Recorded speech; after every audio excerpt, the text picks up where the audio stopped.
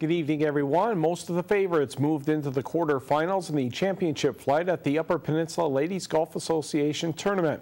This year's event is taking place at the Indian Lake Golf Course in Manistee. We'll go to the sixth hole, a par 3, playing at 134 yards, maybe a little shorter today with the pin in the southeast corner as we're looking at it.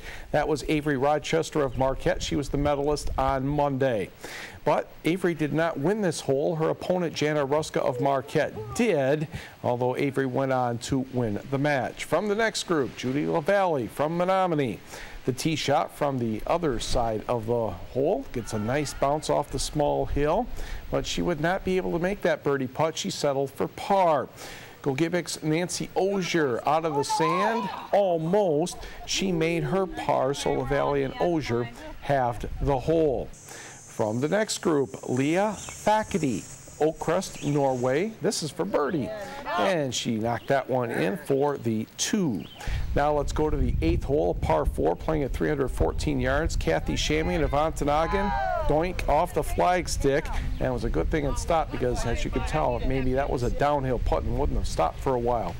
From the home course in Indian Lake, Jackie Villemure. Yeah, she hits the rope, and then it lands in the bunker.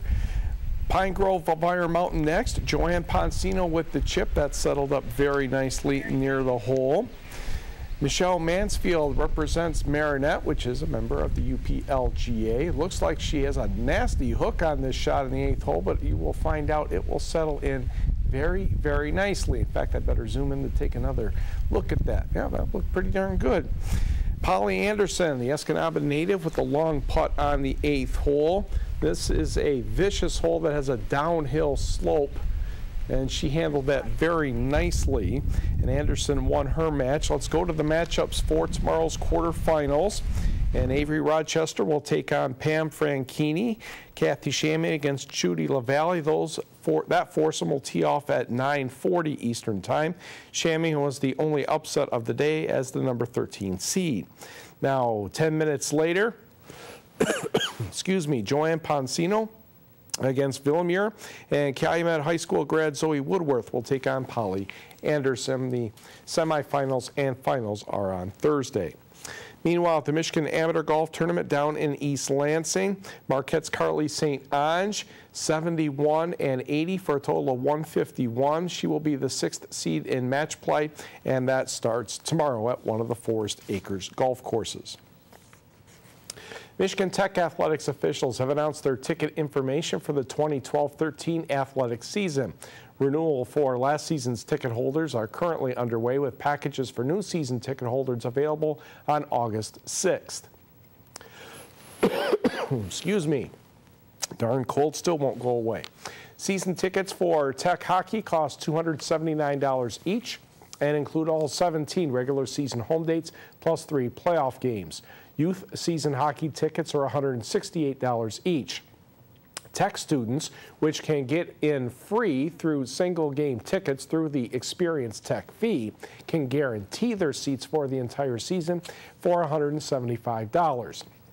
Now, new for this season is a policy regarding general admission standing room tickets at hockey games.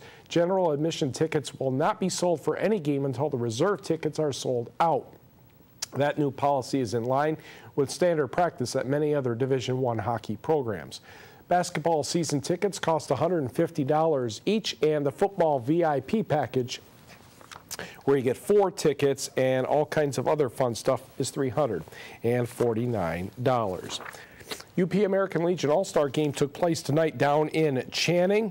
Paul Tomaszewski of Gladstone had an extra base hit with the bases loaded in the bottom of the 9th inning. 3 runs scored, and that gave the South an 8-7 victory over the North.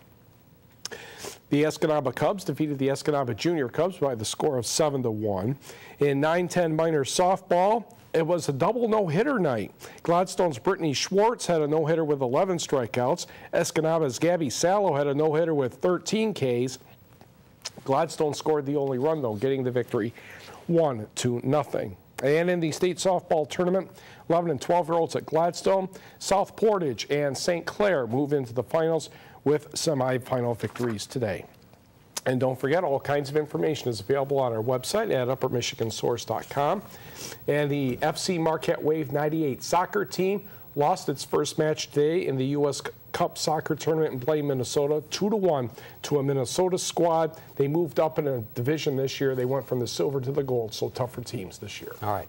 We won't make you talk anymore. Oh, yeah. Give it a cold. All right. Thanks, Mike.